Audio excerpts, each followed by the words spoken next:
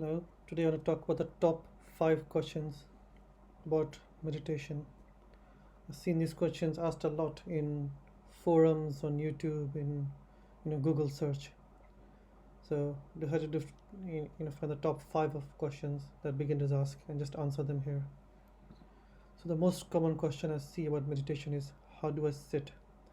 Do I need to sit on the floor in lotus pose? And the simple answer is no. You sit how you want. And a chair, in a simple chair, is the best way to sit. Sit on a simple chair, like what I'm sitting on now. Now, the key thing is that you must sit in a way that you don't feel sleepy, which is why it's recommended that you don't meditate on your sofa or on the bed that you sleep in. But if you live in a small house, you might not have that option. So the simple answer is you sit as comfortably as you can, wherever you can, on a chair, on the floor, where you want to. And my most controversial opinion is you don't even need to sit with a straight back. Every single YouTube video or blog or forum, they say, oh, you do straight back so your chakras open or whatever. No, you don't need to. Sitting straight, it's about attitude. If you're sitting, you're straight, that means you're bringing yourself, your awareness to the practice. Well, if you're slouched, you're like lazy and not engaged. So that's the reason for asking to sit straight. But people get so obsessed with their posture. They're focused on their body. Am I sitting straight? Am I actually sitting straight? They get obsessed with their body and they forget to meditate. And plus, the thing I really hate is that there's a lot of shaming, in the spiritual community. If you don't sit in lotus pose, you get shamed. Oh, you're not a real meditator unless you can sit for 2 hours in lotus or whatever. My advice is, you're a grown up. You sit how the hell you want. Sit the hell where you want.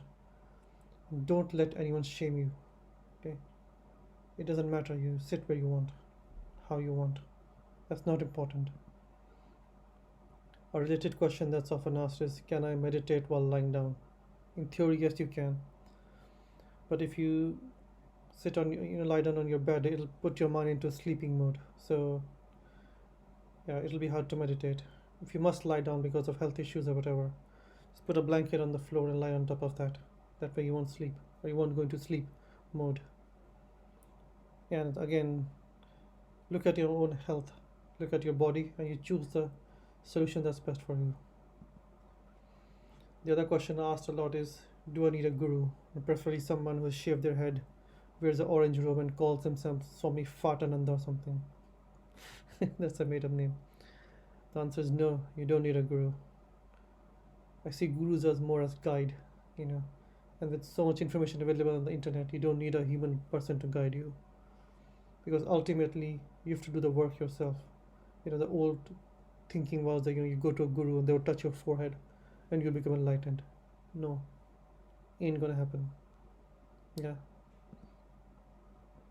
I would say you treat your guru as a tennis teacher or a chess teacher or a dance teacher. There's somebody to guide you on the way to make your life easy. If you played tennis, it's really, really hard. Or you've done something like swimming, it's really hard to do it yourself, and it's nice to get tips from somebody who has done it before. And that's fine, as long as you understand that they're just giving you tips. They're your guide, they're not going to do the work for you. And you have to maintain some skepticism. If your tennis teacher said, well, you have to give me 10% of your salary or have sex with me, would you go to the teacher? And yet you have scandals like with gurus all the time. People forget all their skepticism. Because remember that no matter how good your tennis teacher is, you still have to practice. You still have to go to the court and practice for hours. Or if you're learning to dance or swim, whatever, you have to do the work. Same with gurus. Guru can guide you, teach you tips on how to make the journey easier, but you still have to do the work yourself. The guru cannot do the work for you. And this is a big myth that gurus will just make it easy. No, they won't. You have to do the work. Find a guru or find a good YouTube channel or something, if you must. So by all means, find a guru online, find a teacher. But you have to do the hard work yourself. No one can do it for you. And that's the secret, or that's the answer to, do you need a guru? Do you need a guru? It's a rude answer. I won't read it. Read it yourself. That's a rude answer on the screen now. Another question asked a lot is, how long do you need to meditate daily? And my answer is 2 minutes. Yes, that's right, 2 minutes. This is related to how do you sit. There's a lot of shaming going on, and people saying, oh, you have to meditate for 2 hours a day to see any effects. No, you don't. 2 minutes is more than enough. The important thing is consistency. Meditating for 2 minutes regularly for a few weeks is a million times more powerful than meditating for 2 hours now and then. Most people fail because they don't have consistency. Just do it for 2 minutes consistently daily without excuse.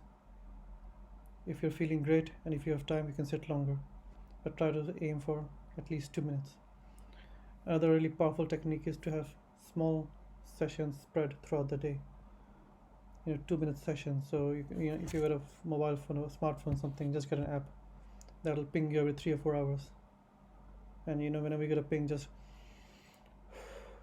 breathe deeply for a few minutes. That's it. That's all you need to do. Yeah. Take conscious breaths throughout the day.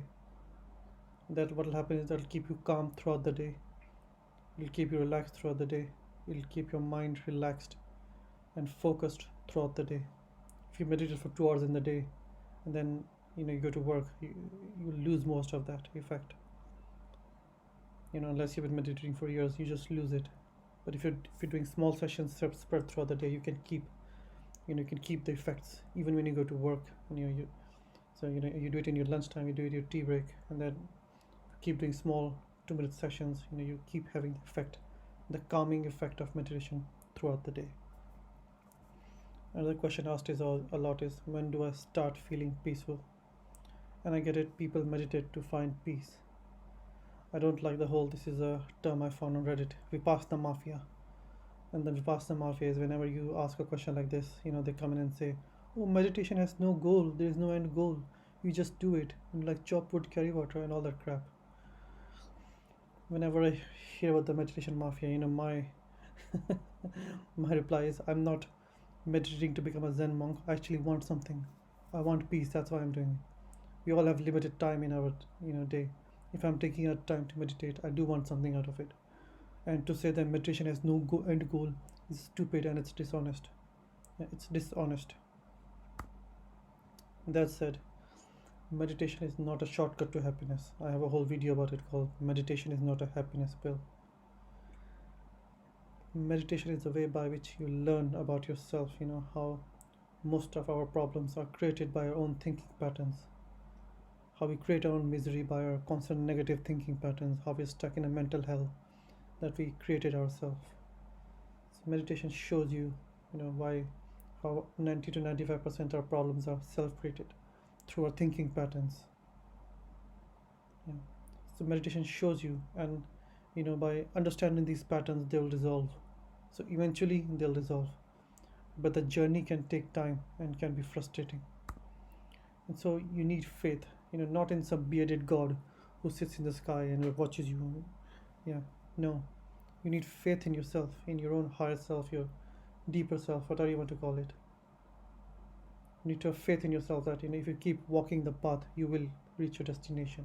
It might take time, there might be problems on the path, but you need to stick with it. Eventually you will find what you're looking for. You will find peace, you will find joy. It takes time. An example I usually give is that if you're 35 years old when you start meditating, you've been building up bad thinking patterns for 35 years.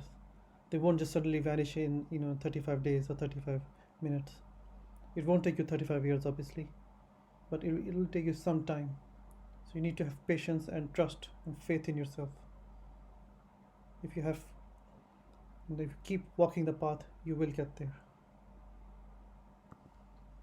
Yeah, it's like if you have never exercised in your life and you want to run a marathon, it won't happen overnight. But if every day you put on your shoes, and if you can't run, you go for a walk, and you do it again and again. Over time, you will build up to a marathon. It might take you 1 or 2 years or 3 years, But if you keep doing consistent work over the time, it will happen. Same with meditation. Our mind is completely, undisciplined, and it'll take time to, you know, make it the way we want it to be. But if you keep doing the work, it will happen. That's my promise to you.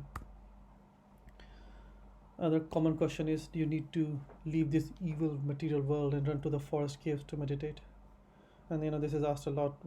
People say things like, "Oh, I'm doing a 2 week retreat for meditation. I can't meditate in the city," or "I'm going to India to meditate," or whatever.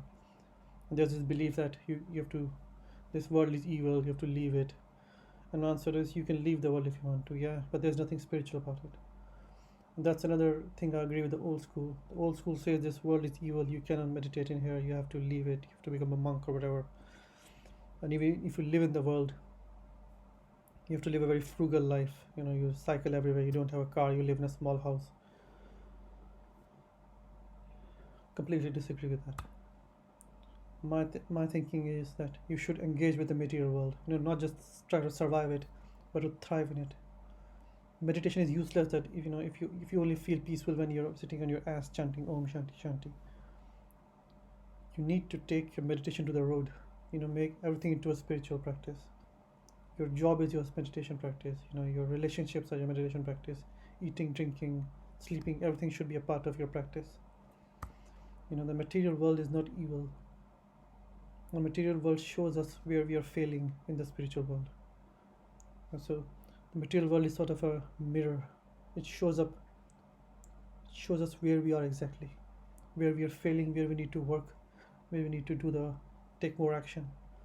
By running into the forest or going to a retreat or something, you might temporarily hide from your problems, but the problems won't go away. They'll still be there when you return. It's better to learn to face them, with joy and happiness. And I know it's hard, but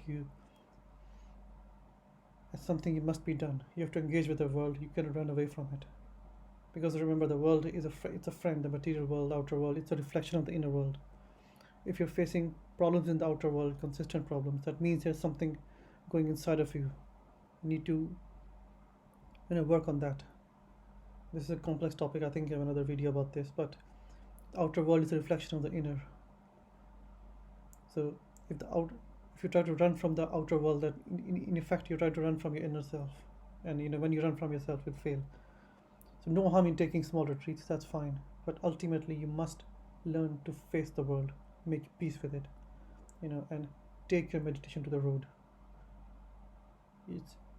Meditation is useless. It only works when you're sitting on your ass in your home or whatever. You have to take it to the road. You have to work with the material world, and take this practice to the world, as it were. Your job, relationships, everything is a practice. Anyway, those were the top 5 questions I've seen about meditation. If I missed any, please leave a comment, and as always, like, subscribe. Thank you very much. Namaste.